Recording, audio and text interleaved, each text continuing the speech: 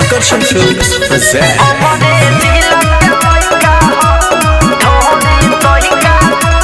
Music by Rajesh Sahni।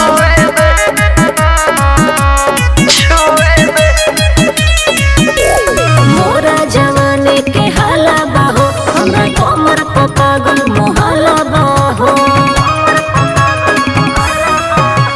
मोरा जवानी के हाला बाहो, हमरा कमर पे पागल मोहल्ला बाहो।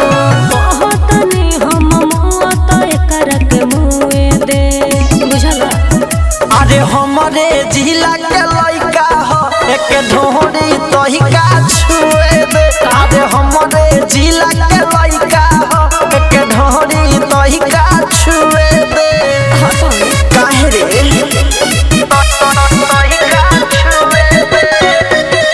हमारे जिला के लइका हो तोहिका छुए दे। अरे बुझता रे बाबू गाँव में के नचनिया, तारा खाने ढेर लोग छोड़ देले पनिया।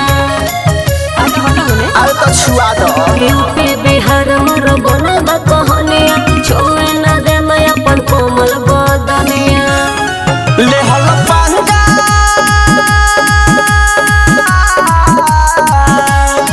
ले हल पंगा हमनी से महंगा पड़ जाई रे। जदी बोल देम त तोरा लगे चढ़ जाई रे।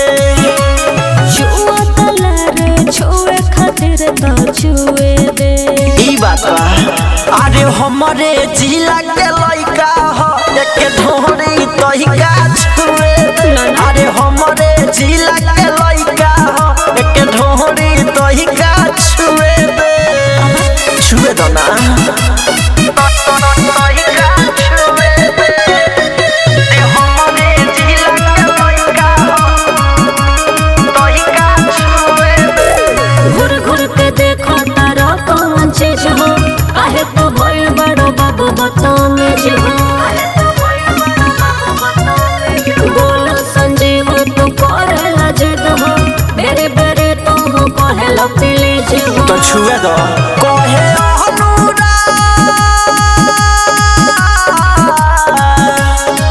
कहे अनुराग राम बलि से भेटा जाइबू।